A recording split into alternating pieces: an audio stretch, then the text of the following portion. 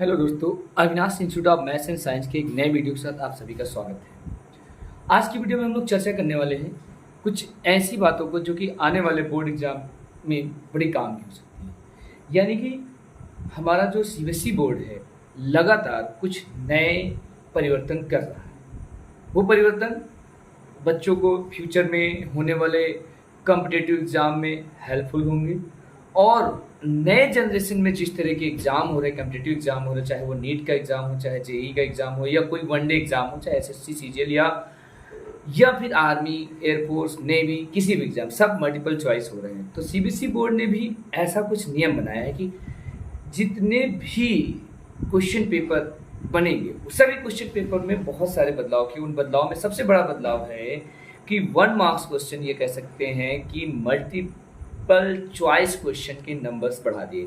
Numbers 20 ही हैं लेकिन उनमें परिवर्तन एनालिटिकल ज़्यादा कर दिया गया। जैसे कि मान के चलिए आपका जो क्वेश्चन पेपर पहले 80 नंबर का होता था, मैथ्स का हो या साइंस का हो, एसएसटी का हो, जीके का हो, सभी में बहुत सारे परिवर्तन किए गए। अभी आपने जल्दी ही सुना, पिछले 1-1.5 साल से सीबीएसई बोर्ड हर अनवांटेड मटेरियल जो कि सीबीएसई बोर्ड की किताबों में, एनसीईआरटी की बुक्स में जो भी अनवांटेड मटेरियल उसको हटाया जा रहा है। 9th क्लास में मैथ्स में आपने देख लीजिए, कंस्ट्रक्शन चैप्टर एक होता था जिसको हम लोग प्रैक्टिकल ज्योमेट्री कहते थे, कंपास प्रोटेक्टर और इन सब में एंगल बनाने का, सर्कल में बाइसेक्ट करने का बहुत सारे प्रोसेस होते थे, उनको हटा दिया गया। अब ट्रायंगल चैप्टर में सिमिलरिटी और उससे रिलेटेड कई सारे टॉपिक रखे गए, लेकिन बहुत unwanted topic area of triangle है उससे रिलेटेड क्वेश्चन हटा दिए गए।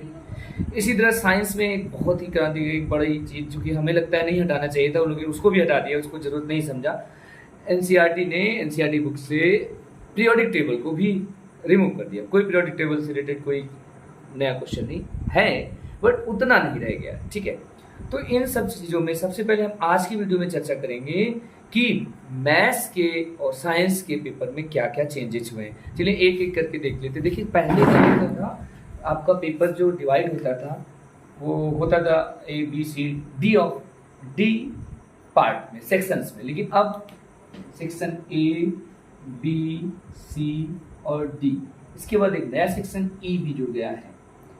सेक्शन A में एमसीक्यू क्वेश्चन रखे गए। एमसीक्यू क्वेश्चन किस तरह के रखे गए? वो एमसीक्यू क्वेश्चन आपके पूरे थ्योरिकल चैप्टर को पढ़ने के बाद आपको जो समझ में आएंगे वो सारे एमसीक्यू क्वेश्चन रखे गए हैं।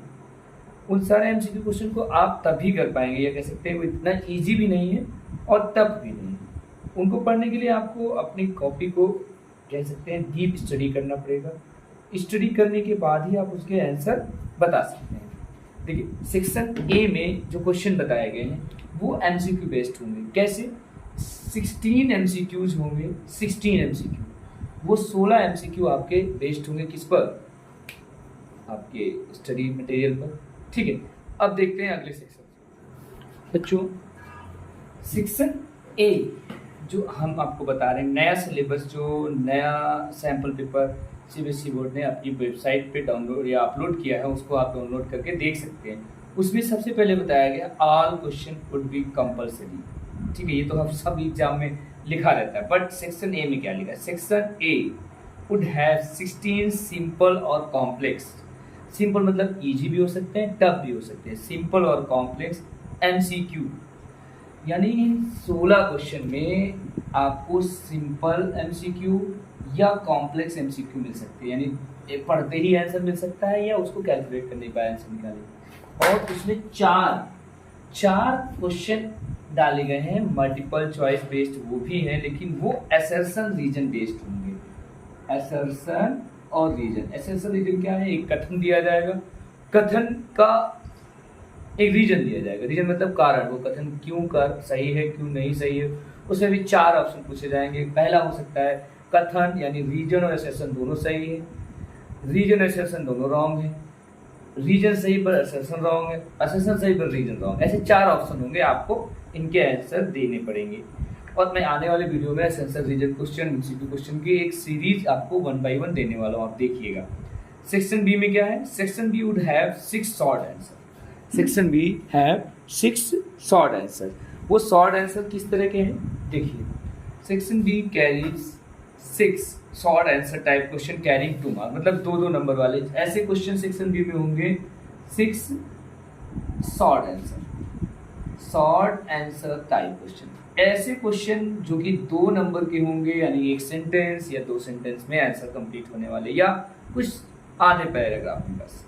Section C would have 7 short answer carrying 3 marks.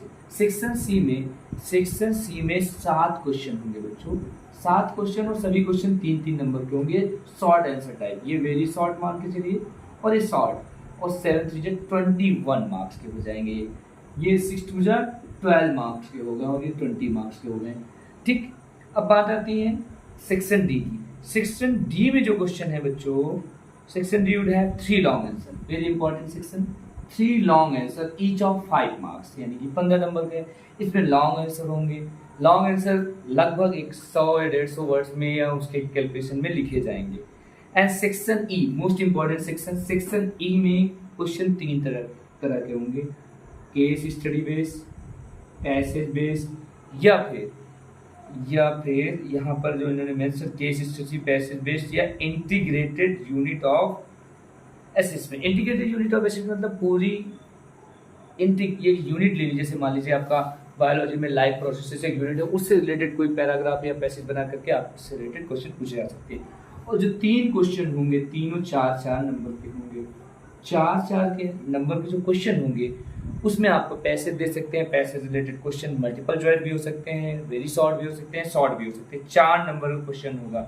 और इसके एग्जाम्पल मैं एक क्वेश्चन पेपर के कुछ लिंक सभी वीडियो में शेयर कर दूंगा, और आपको शेयर कर दूंगा इसकी लिंक, आप लोग वहाँ से जाकर इसको डाउनलोड करिए।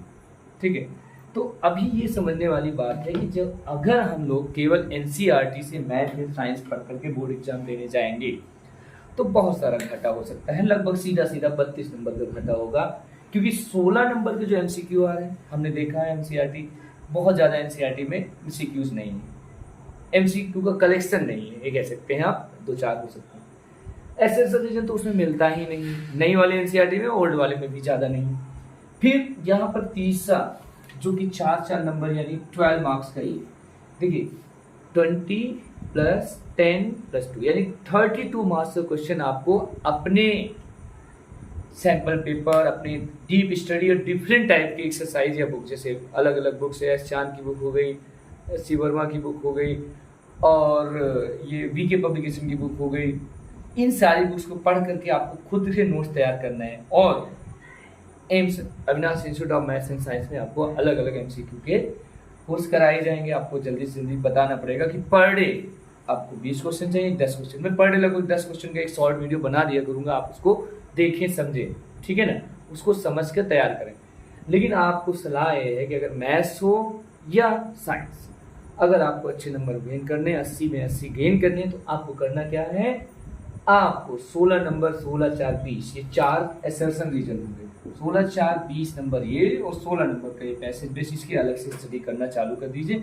जो बीके पब्लिकेशन की बुक है हमारे पास, इस बीके पब्लिकेशन की बुक में ऐसी मेंशन की गई है बातें।